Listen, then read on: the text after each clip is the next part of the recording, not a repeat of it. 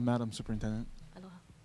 um, I just wanted to ask a few questions. First of all, the only high school in my uh, legislative district, my House district, is Kahuku High School, which, by the way, beat private schools in football this year, Oh so yeah, it's all good. go Red Raiders. No offense, Rep. Keho Kalole, but it's okay. We talked about that. I've been working for the last 6 months or so with Mr. Kashiwai and, Mr. Masden there. And I understand as an extension of Mr. Carlson. And my concern is about the facilities, and I'm sure you're aware of the unique situation in Kahuku, being in a flood zone. Right. And so I just wanted to ask you here, what are some of the plans that you have in mind for Kahuku, which doesn't necessarily fit the mold of the west side of Oahu, isn't quite a neighbor island school, doesn't really have the high population to demand attention, but it's a school that needs fixing, but we don't have a good track record yet of fixing schools that need fixing. We kind of just build new schools where we need to do that. I am grateful for the maintenance work that's been done and a lot of those things. So if I could just get a few thoughts from you, and then I'll Sure. proceed to my other questions. Sure, and I will ask Dan to come and comment on that as well. But as you know, former complex area superintendent Leah Albert was an absolute advocate for Kahuku, and continues to be an advocate even in her retirement. And I think Dan was out there last month or the month before. Perhaps you were there as well, looking at the field and the bleacher situation. And I know we've made some of those repairs, but I don't know, Dan, if you can elaborate a little more on that. Yes, sir. I did visit Kahuku a few weeks ago and had a chance to see eyes on. And again, we agree. Following that visit, I did what I could with our facilities maintenance folks, sent out some teams to the mold issues that they had in some of the portables. Again, some of those things that I can directly control right now. The flooding issue is a much larger, huge issue. I think we all acknowledge that. Again, when the school was originally placed there back in the 1800s, there was no consideration over the elevation of the school facility, and since then they've obviously built around. We have engaged, and previously, obviously, as you well know, have engaged with the Army Corps of Engineers. We took a look at some of the storm drains, and again, we came back. We did confirm that they're just dry wells. So again, we are looking at different ways in which maybe we can utilize those to actually enable the drainage to cross the road, as you well know, needs to happen. Again, that's potentially a huge project, but one we were trying to partner with other partners, and as you probably know, obviously those other partners didn't necessarily come to the table with the money that we were anticipating, so hence a delay. But just know that we are looking at it. Leah Alberts is a very vocal advocate, and we are definitely aware and working on it. Thank you so much. I'm aware of your visits. In fact, these committees have gone out to Kahuku over these last 6 months, and even Mr. Mike McCartney's been out there as well. And so he's aware of that. And as you may know, I did start a community-based organized support effort to do this, and Mr. Masden was heavily involved in that. And so my concern is that I hear some of my colleagues say, we've been talking about this for 5 years, 10 years, our community is more than ready, and we have engaged in a lot of volunteer work to fix our own school. But those, as you know, are only temporary fixes. And so I look forward to continuing this dialogue to look at some of these longer term issues as I've met with the Army Corps, and we've talked about this, but I am grateful for helping our school in this unique situation. Thank you, Mr. Carlson. Did Mr. Kashiwai want to say something, or? Oh, okay. Just checking. Thank you. Mahalo. My second question follows with Rep. DeCoit. Can you explain to me how effective the weighted student formula is as a parameter for schools of student populations of less than 250? What I have in mind here is I have principals that are wearing multiple hats. And they're telling me that they're concerned that the weighted student formula gives them too much weight for a small elementary school. Now, I'm not saying we need to close down schools. I know that's something nobody wants to talk about. But I just want to ask and put that out there and ask you in addition to what I heard about your superintendent reserve, I just would like to know what are some other options principals have? Are there models that we can explore that might give more relief to some of these smaller schools on the neighbor islands and even here on Oahu, like in my district? So I'm going to turn it over to Amy. Thank you. So thank you for that question.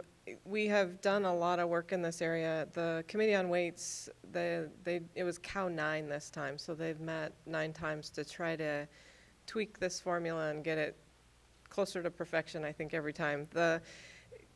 One of the things, we did a study on weighted student formula, a third-party study a couple years ago, and one of the things that was, several things came out, that it was transparent and predictable, but not adequate. So I think the adequacy happens in a lot of areas, and what we've done to try to address part of the adequacy piece is develop base funding. So what that does is that ensures, and base funding, and again on that slide 20, it says what the base funding is for each type of school. So an elementary school receives $259,000 of base funding. So that assumes that every elementary school needs a principal, a SASA. I mean, we don't dictate what those needs are, but there is that level of base funding. So that is to help ensure that those smaller schools have that amount. And when you look at the total amount per pupil after you add up the per pupil and the base funding, those smaller schools are getting a larger increment in the total per pupil than other schools are receiving of the larger schools. But again, that base funding was trying to address part of the adequacy piece, but then the other thing that we've tried to do, and that you have all supported as well, as I mentioned before, is additional funding in the weights. One thing that was approved, I think it was 2 years ago now, an additional $55,000 per school was added into that base funding. So that's the value of an additional teacher. Again, the principals didn't have to hire a teacher. They could use that for other uses, but it was the value of a teacher was added into the base funding. So again, we continue to try to address the adequacy portion, but I think having the transparency and the predictability does help folks through this process, as you know. And we do look, that part of that study looked at how other districts do it, you know, and that Committee on Weights really wrestles with, again, how to perfect this a little bit more, and they're taking smaller steps each time to make it better. Thank you for sharing that. I just have 2 thoughts. One, I've heard some principals perhaps say that giving up that flexibility in determining where funds go, but having a predictable amount of people in their administration that can help them might have them take off those extra hats they have to wear. What are your thoughts on that? And then also second, in terms of the weighted student formula, and I'm not quite clear on this, but I understand there isn't necessarily an ability, or perhaps there is, in carrying over funds that perhaps an administrator might not need in 1 year, but may need in another year. For example, in purchasing Chromebooks 1 year, and then perhaps with maintenance needs or replacement values. What are your thoughts on those 2 questions I have? Okay, so 2 pieces. First one is what I would consider more of a staffing formula. We had that several years ago and have moved away from that. So we've moved more to the weighted student formula instead of preserving staffing. So again, that allows the principal to determine the staffing level needs that they can afford within the pot that they are provided. So sorry, if you don't mind me asking, so was that move more beneficial?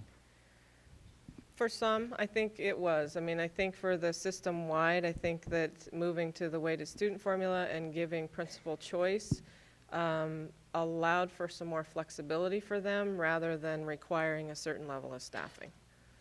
So again, then that principal can use that autonomy and their unique school situation to determine the needs for their programs that they need to implement at that school. And then regarding the carryover. So carryover, every school, we use a by statute, the DOE is allowed to carry over 5% of our budget. So we give that as a guideline to our schools that they can carry over 5% of the budget. However, if there's a school that has a large expenditure that they're expecting, we will work with them and allow them to carry more than 5% over. We do watch and monitor that. We do encourage that this year's funding be expended on this year's students. But again, we know that, and we have done it in cases where they wanted to buy laptops and go one-to-one, so they've tried to accumulate those funds to make that happen within.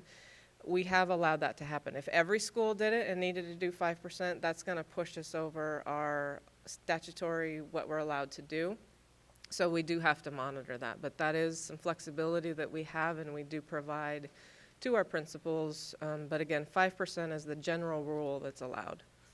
Thank you so much. Yep, thank you. Just one more question, chairs, if that's okay. Today, a mentor of mine, Auntie Tammy Smith at, she basically, and this is, I'm talking about building off of what Rep. Jordan's talking about with Hawaiian language, but also with Hawaiian foods. And Superintendent, if I can talk to you about that. Our school lunches, they don't necessarily reflect the food that is indigenous to this land. And Puahala Elementary, some of their parents advocated for a fresh fruit and vegetable program that they're rolling out today. And my question is, what plans do you have in mind, or are you aware of, to make this more widespread throughout our state? Of course, with a lot of our local farmers, such as Rep. DeCoit, you know, we're looking at integrating some of these things, and I know it does touch on some federal mandates that we have as well, and some other issues that we can look at. But I'm wondering, is the department flexible enough to look at implementing something like this, instead of having every parent organization at every school come and petition for this? Right. I hate to say that it's also in Dann's area, but I do think this has been an issue for a number of years. And I think everyone is wanting to support local farmers within the requirements of the federal laws. And so what we're looking at now is how we can push some of the limits on those. I know that Amy, for example, has been working with some of the principals around what they can do maybe to take over more of the management of their school lunch programs, so that they can buy local. But I think one of the limitations is first our procurement code, then the federal requirements around certifying foods, which is not an easy thing. And then finally, if it's broken down into smaller areas, then some of the farmers will be able to sell their product. But if we're going statewide, and I'm making sure I'm accurate on this, if we're going statewide, a lot of times the volume is not there or the timing is not there. If we need carrots this week, we need carrots this week. We can't, wait a couple of weeks later on. And so there's some timing issues. There's some year-ahead planning that goes there's some this. of that. But again, if we're looking at how we could break that down into smaller units and potentially then gain some flexibility. Is there anything? It does drive the cost up. And that's one of the things that we have to look at. Is that hypothetical though, or is that actual? Is that hypothetical? My understanding is it's actual, because some of those large, sort of, I don't want to say mass produced, but you know what I mean, high volume products like carrots or something like that, they're pretty cheap. And I think the smaller farmers are looking more at the high end kinds of produce that you can have a bigger return.